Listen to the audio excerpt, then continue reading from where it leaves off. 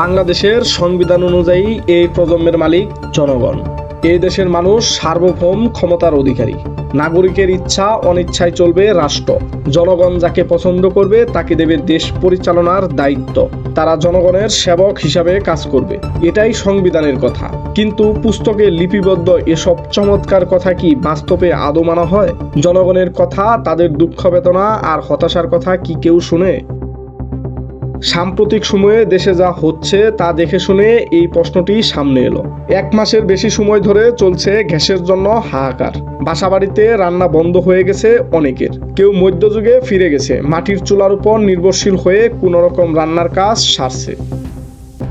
যারা cylinder LPG ব্যবহার করে তাদের জন্য পরিস্থিতি আরও ভয়াবহ। এলপিজি সিলিন্ডার যেন এখন সোনার হরিণ। বাজারে বেশিরভাগ দোকানেই নেই এলপিজি সিলিন্ডার, যেখানে আছে সেখানেও দাম চাওয়া হচ্ছে অনেক বেশি। তাই নিম্নবিত্ত পরিবারের মানুষ এখন মাটির চুলাকেই বিকল্প হিসাবে বেছে নিয়েছে। সরকার নীরব নির্বিকার। তিতাস গ্যাস কর্তৃপক্ষ একটি দায়সারা বিবৃতি দিয়েই দায়িত্ব পালন করেছে। জ্বালানি উপদেষ্টা সবসময় সরব থাকেন, কিন্তু এবার তিনি এই বিষয়ে নীরবতা অবলম্বন করছেন। দেশের মানুষ যখন গ্যাস সংকটে অসহায়, তখন তিনি উত্তরের জনপথে জনগণকে আগামী গণভোটে হা অথবা না ভোট দেওয়ার গুরুত্ব বোঝাতে ব্যস্ত। মানুষের অসহায়ত্ব নিয়ে ভাবার সময় নেই তার। অন্তর্বর্তী সরকারের উপদেষ্টারা সবাই প্রতিদিন নানান বিষয়ে কথা বলেন। তাদের হিতোপদেশ শুনে আমরা সাধারণ মানুষ বিমোহিত হই।